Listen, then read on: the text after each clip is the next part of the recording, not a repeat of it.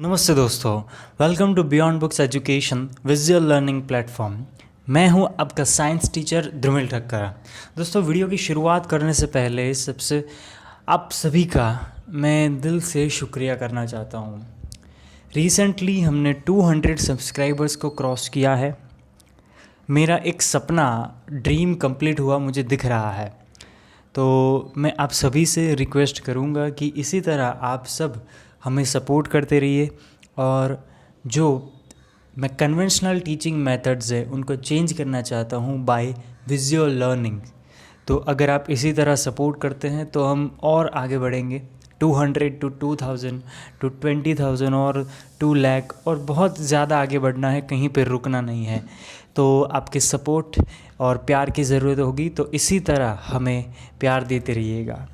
दोस्तों, आज इस वीडियो में हम जो टॉपिक कवर करने वाले हैं वो है reflection of light from the curved surfaces. जो स्फेरिकल मिरर्स हैं उनमें से एक टॉपिक है image formation by the concave mirrors. Concave mirrors जो इनवर्ड साइड स्फेरिकल होते हैं, कर्व्ड होते हैं, उन्हें हम कॉन्केव मिरर कहते हैं। हमने आगे भी पढ़ा हुआ है।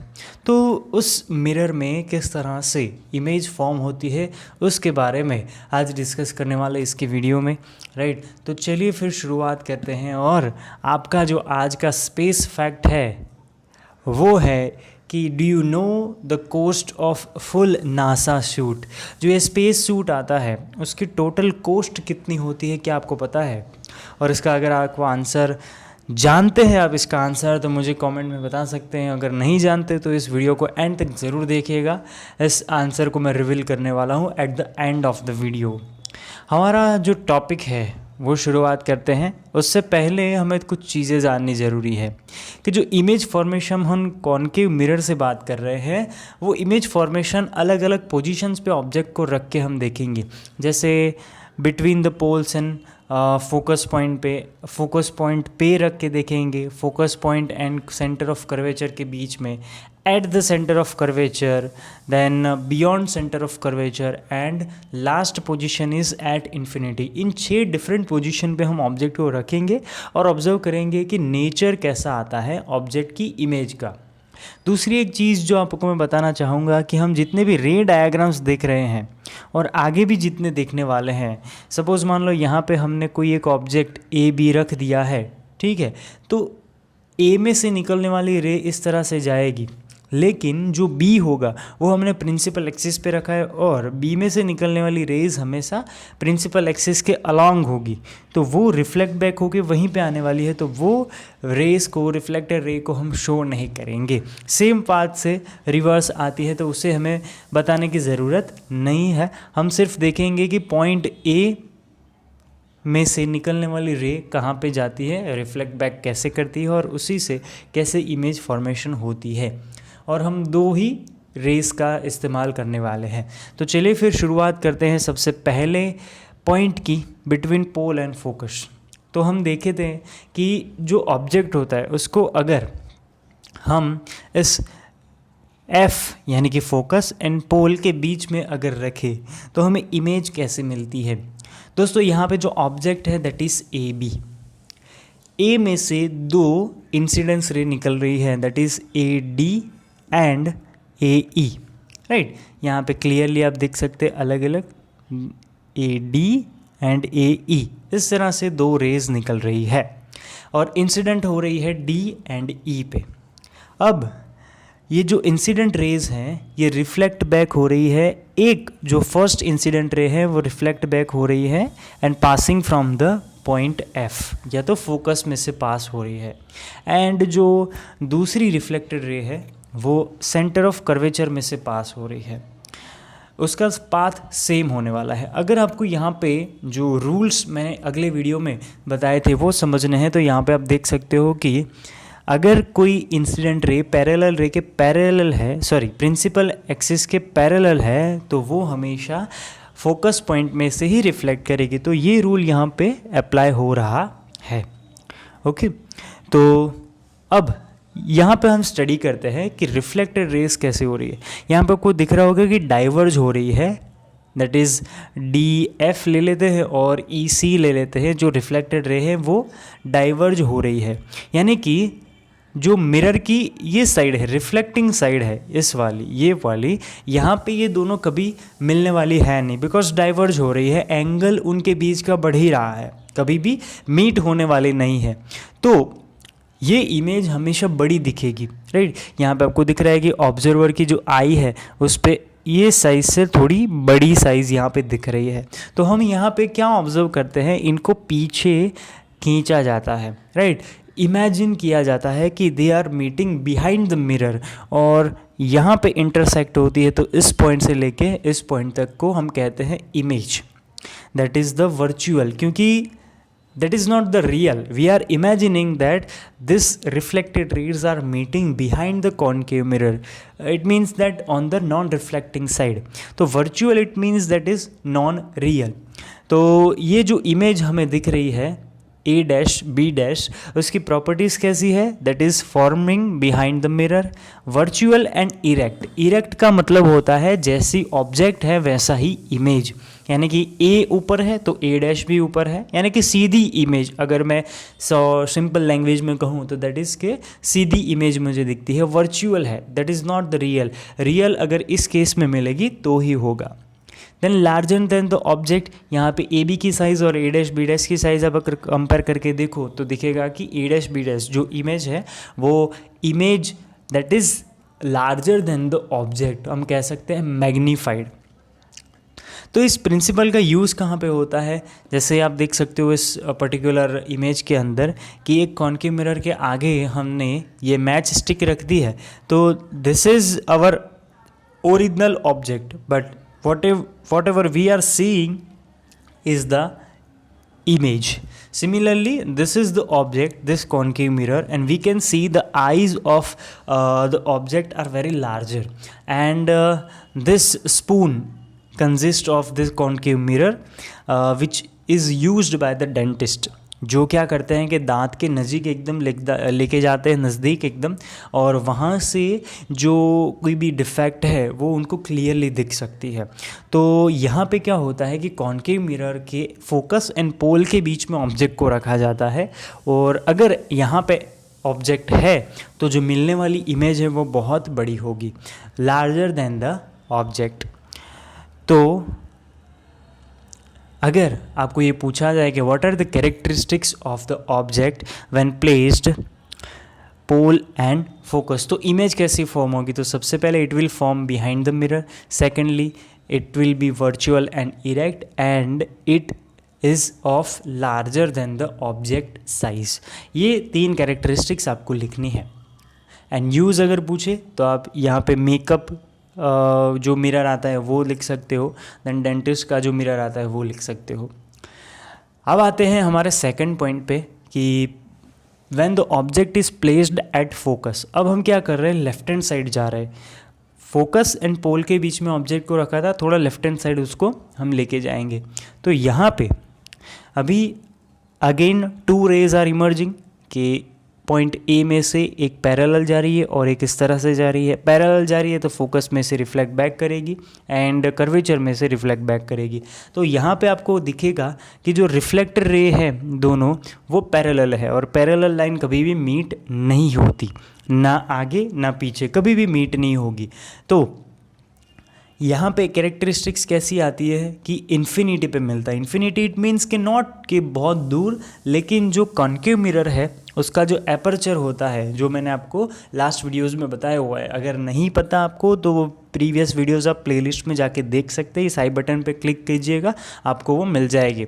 तो इन्फिनिटी का मतलब क्या होता है कि एपर्चर के बाहर अगर कोई चीज़ है कॉन्केव मिरर के तो वो एट इन्फिनिटी हो जाता है।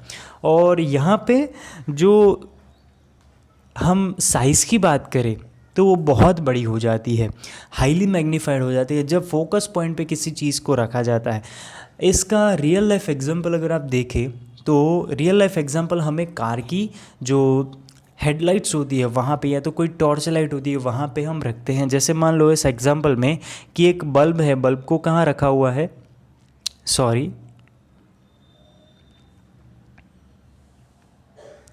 एक बल्ब है, इस बल्ब को फोकस पे रख दिया है। फोकस पे रखने की वजह से क्या हो रहा है कि जितनी भी पैरेलल रेज है प्रिंसिपल एक्सिस के, वो तो फोकस में से पास हो ही रही है, लेकिन इस तरह से भी जा रही है। फोकस में से पास होने वाली रेज पैरेलल हो जी, तो ये जो रिफ्लेक्ट रेज है उससे बनने वाली इमेज बहुत ही लार्ज हो जाती है।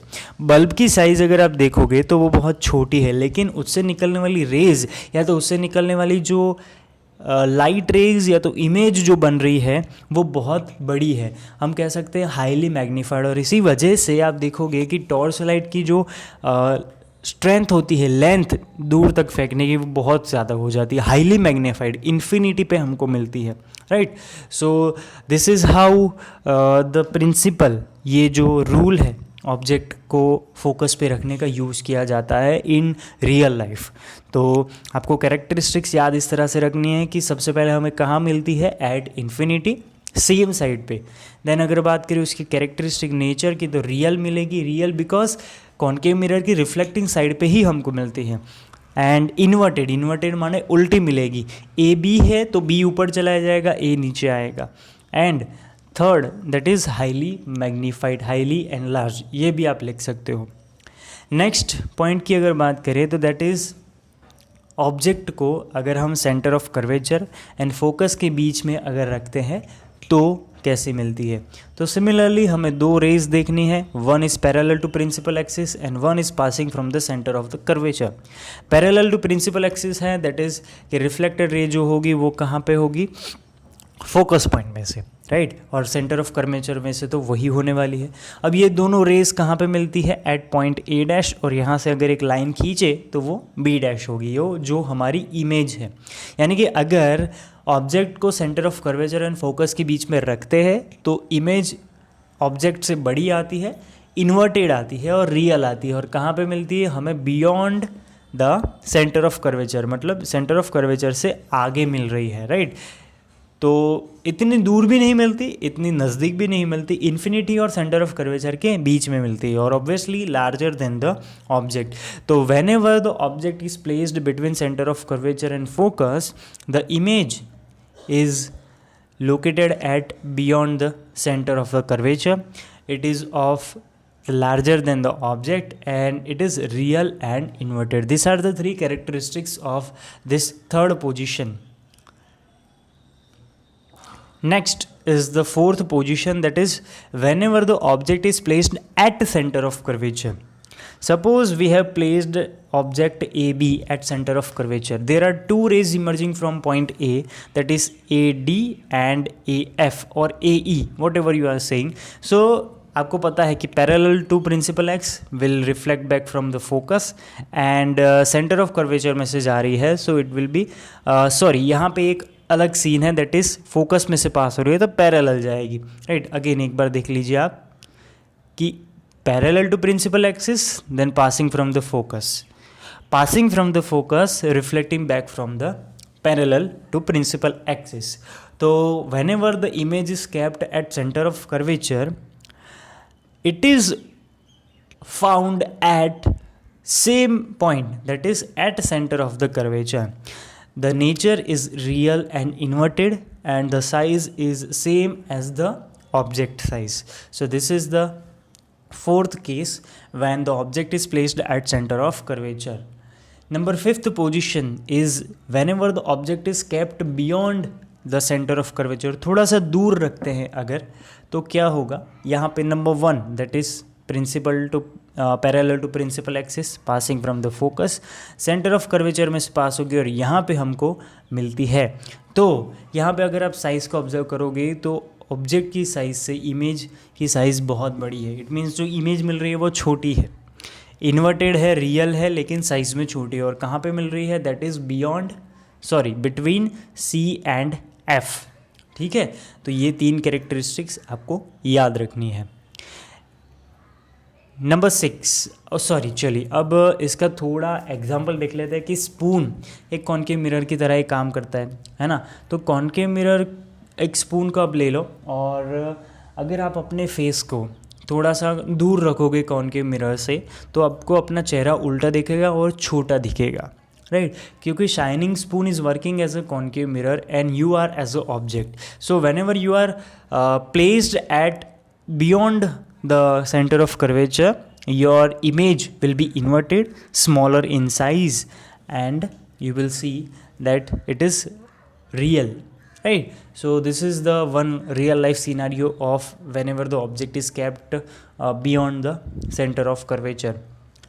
If we talk about the next point, that is kept at the infinity. Object kept at the infinity, or infinity, it means that it is kept beyond the aperture of the concave mirror. So we assume that the points or the rays coming from the object kept at the infinity are the parallel. So this is how they meet at focus, and it is very small compared to the object size. So the image is formed at focus point, it is real and inverted and much smaller than the object. So this is how the object placed at infinity have an image nature. Now the real life scenario is that the fact when the parallel beam of light rays falls on a concave mirror, the concave mirror concentrate all the lights at its focus. और ये doctors बहुत ज़्यादा use करते हैं कि एक room में, operation theatre में, उनके सिर पे ऐसा कॉन्केव मिरर होता है कि कॉन्केव मिरर पे अगर जो लाइट गिरती है, तो अगर ऑब्जेक्ट इन्फिनिटी पे है और कॉन्केव मिरर पे लाइट आएगी, parallel beam of light is coming on concave mirror, then the concave mirror will focus all the light rays to one point, जहाँ पे आपने देखा आगे. तो डॉक्टर्स क्या करते हैं कि कोई एक पार्ट की सर्जरी कर रहे हैं, तो वहाँ पे लाइट रेज इल्यूमिनेशन को हाई रखने के लिए इस तरह का यूज़ किया जाता है कि अंधेरे में कुछ प्रॉब्लम ना हो जाए, कोई ऐसे कट आड़ा टेढ़ा न लग जाए, इस वजह से ये कॉन्सेप्ट का यूज़ किया जाता है. थ्रोट हो या नोज़ हो, इस तरह के पार्ट्स को एग्जामिन करने के लिए भी इसी पर्टिकुलर कॉन्सेप्ट का यूज़ किया जाता है. Then if we talk about the next use, that is the हमारी जो ये डिश आती है, डिश टीवी हम कहते हैं, जो वो क्या करता है, this is the lens and this is the concave dish. जो भी सैटेलाइट से लाइट रेज आती है पैरेलल, ये फोकस होती है इस लेंस पे और हम अच्छे से टीवी को देख सकते हैं, कम्युनिकेशन कर सकते हैं, राइट. तो बहुत सारे लॉज हैं, बहुत सारे यूज़ हैं इस तरह के कॉन्सेप्ट के. तो ये मैंने बहुत ही कम आपको दिखाए हैं, लेकिन still it is very useful for you to understand the concept. तो आई होप कि आपको वीडियो पसंद आया होगा. अब हम बात करते हैं, एक समरी देख लेते हैं कि हमने ऑब्जेक्ट को जिस पोजीशन पे रखा उस तरह से हमें कैसी इमेज मिलती है और नेचर कैसा होता है, साइज़ कैसी होती है, पोजीशन कैसी होती है. सो व्हेन फोकस और पोल के बीच में रखता है हम, तो बिहाइंड द मिरर मिलती है, एनलार्ज होती है और वर्चुअल एंड इरेक्ट होती है. इसके अलावा सारी हमें रियल एंड इन्वर्टेड मिलेगी. फोकस पॉइंट पे रखते हैं तो एट इन्फिनिटी मिलती है, हाईली एनलार्ज होती है, रियल एंड इन्वर्टेड. और इन्फिनिटी पे रखते हैं तो फोकस पे मिलती है, हाईली डिमिनिश्ड. टोटली ऑपोजिट सिर्फ इसके अलावा. नेक्स्ट अगर बात करें between F and C, focus and centre of curvature, तो बियॉन्ड से मिलती है, एनलार्ज होती है, real and inverted. And beyond C रखते हैं तो बिटवीन एफ एंड सी मिलती है, डिमिनिश्ड रहती है, रियल एंड इन्वर्टेड. नेक्स्ट अगर बात करें एट सी, तो obviously at C equal to object real and inverted. ये टेबल आपको याद रखना है, राइट. थोड़ा ऑपोजिट को आप याद रखोगे कि विद इन फोकस आपने रखा तो एट इन्फिनिटी पे रखोगे उस तरह की मिलेगी. देन एट फोकस रखा तो आपको एट फोकस रखा तो इन्फिनिटी की तरह मिलेगा. बिटवीन एफ एंड सी रखा तो बियॉन्ड सी की तरह मिलेगा. ये आपको याद रखना है. नेक्स्ट अगर बात करें हमारे space fact, do you know the cost of full NASA suit. जो नासा का स्पेस सूट आता है उसकी टोटल कॉस्ट में अगर बात करूँ, that is almost around $12 million. 12 million, it means 1,20,00,000. और जिसमें से 70% कॉस्ट उसके सिर्फ बैकपैक और कंट्रोल मॉड्यूल में ही खर्च हो जाती है. So this is one another thing that you can know from our videos. I hope कि आपको वीडियो पसंद आया होगा। अगर पसंद आया है तो लाइक कीजिए, वीडियो को शेयर कीजिए और सब्सक्राइब करना ना भूलें। मिलते हैं नेक्स्ट वीडियो में। Thank you so much. Thanks for watching.